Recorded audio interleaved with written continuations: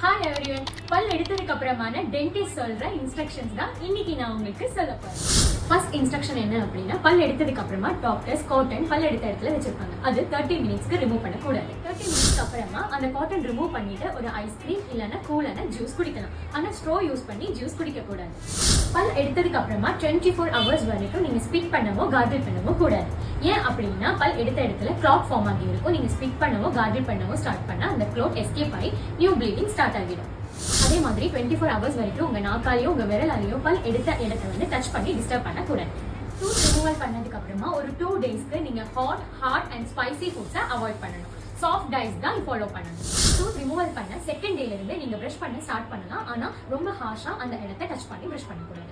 அதே மாதிரி tooth remove பண்ணி செகண்ட் டேல இருந்து ஒரு வார்ம் வாட்டர்ல சால்ட் போட்டு கார்கிள் பண்ண ஸ்டார்ட் பண்ணலாம். ஆனா விகரஸா பண்ணக்கூடாது. ஜென்ட்லி கார்கிள் பண்ணி ஸ்டார்ட் பண்ணலாம். இது உங்க ஹீலிங்க்கு ஹெல்ப் பண்ணும்.